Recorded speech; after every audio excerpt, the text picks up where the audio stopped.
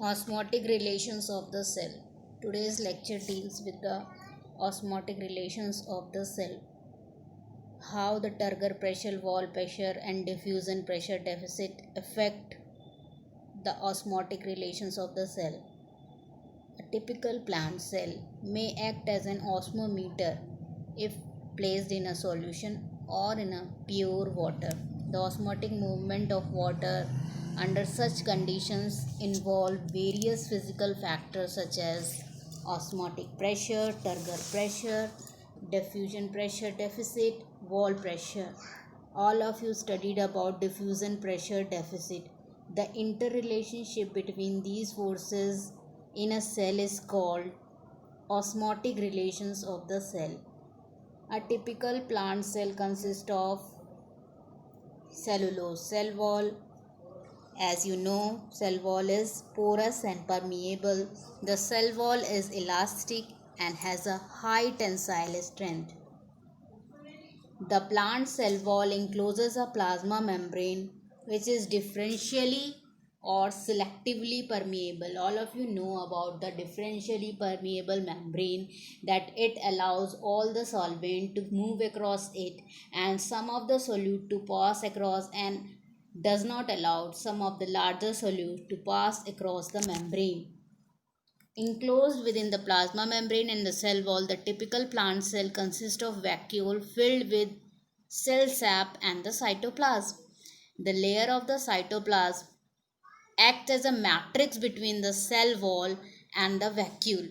Now, what is the actual relationship, that is the osmotic relation bit of the cell? All of you know in my previous lecture the DPD, diffusion pressure deficit, is nothing but difference of osmotic pressure and turgor pressure, OP minus TP. That is DPD is nothing but OP minus TP. The cell being permeable causes no hindrance in the movement of water. Through the movement of water inside the cell sap, the turgidity increases. Osmotic pressure, the pressure that prevents the further movement of solvent into a solution from its higher concentration towards lower concentration, is the osmotic pressure.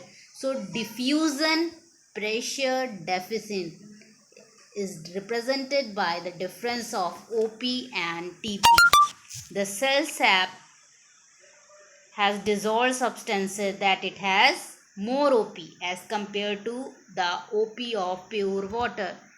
As compared to pure water, that is, pure water has osmotic pressure lesser than the cell sap having the dissolved substances in it. Therefore, its DPD is more than the DPD of pure water. So, the movement of water occurs from an area of low DPD towards region of high DPD. The water movements occurs into the cell. What this process is known as endosmosis. As a result of this, a cell becomes turgid and its TP is increased. Now the DPD of cell sap decreases with the increase in turgor pressure. The movement of water will continue until an equilibrium stage is attained. At the equilibrium, the DPD of the cell sap theoretically becomes equal to the DPD of the external solution, and there shall be no further movement of water. The osmotic movement of water can occur between cell to cell, and if they are close in contact and there being no permeable wall between them, the osmotic relations of the cell varies under different physical states of the cells. Like in when the fully turgid cell, when the cell is fully turgid, when in case of placid cell, and in case of plasmolyzed cell. What is the relationship in these cases we will see in our next slide, that is how fully turgid cell What do you understand by fully turgid cell? A fully turgid cell is almost swollen because it is filled with water. Its hydrostatic pressure exerted by the cell sap against the cell wall and protoplasm is very high. That is, turgor pressure is very high. If such a cell is placed in water, further entry of water will be stopped. Under such conditions, the OP of the cell sap becomes almost equals to the turgor pressure. So no entry of water takes place, and dpd, as you know, is op minus tp. And if let's we take op is equal to 10, and then the tp will also be 10. So the dpd in this condition, fully turgid cell condition, dpd will be 0. Why? Because osmotic pressure is equivalent to the turgor pressure, and no further movement of water can occur from external media to the cell sap, since the dpd of the cell sap is 0. No further movement of water into the cell can occur, though it is a theoretical condition. Now moves to the second condition, that is in case of flaccid cell. A flaccid cell is characterized by having concentrated cell sap with a slight shrinkage in its size. The flaccid cell has a very low turgor pressure which is equal to 0. Zero turgor pressure is approached under natural condition when the plant faces loss of water, that is water scarcity. On the other hand, the OP of the cell sap is high, which is almost equal to its DPD, diffusion pressure deficit. For example, if a flaccid cell has osmotic pressure of about 10 and Tp is, as you know, flaccid condition, Tp will be equal to 0. So 10 minus 0, dpd will be very high, that is 10. So such a cell, when placed in water, the water enters into the cell because of the greater dpd of the cell sap. Inside the cell sap, the amount of H2O is less as compared to the external, that is where it is kept in water media. So water starts moving from the media towards the cell sap due to difference in dpd. Now the next condition comes, that is plasmolysed cell. In previous lectures, I have discussed about the plasmolysed condition. If a cell is immersed in a hypertonic solution for a longer time, the extreme osmosis occurs and the outward movement of water results in a decrease in the hydrostatic pressure of the cell sap. Since the cell wall is rigid, the protoplasm withdraws itself from it and a negative turgor is developed. This is what called plasmolysis. A cell at plasmolysed state has a negative turgor pressure. Its dpd is enhanced as it becomes equal to the osmotic pressure plus turgor pressure. Why plus? As you know, OP we have taken as 10, and now at flaccid condition TP is 0 because there is little amount of turgor pressure inside the cell. And in plasmolysed condition, the turgor pressure is negative. Negative turgor is developed because of so much loss of water. Cell wall is rigid, so protoplasm withdraws itself from the cell wall and a negative turgor is developed. So we have taken -2. And the formula of dpd was OP minus TP. OP 10 minus TP, what the value of TP? Minus 2, minus plus 10 plus 2, that is 12. So a higher DPD, plasmolyzed cell has a higher DPD. If a plasmolyzed cell is immersed in pure water, if the plasmolyzed condition is temporary, then the water enters the cell and osmosis occurs as a result of more DPD, and as soon as water enters, its turgor pressure goes on increasing, so the plasmolyzed conditions can be overcome by the endosmosis process.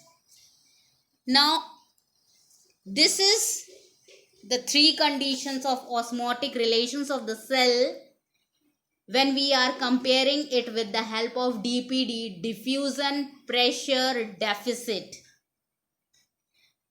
But now we will discuss it in the terms of water potential.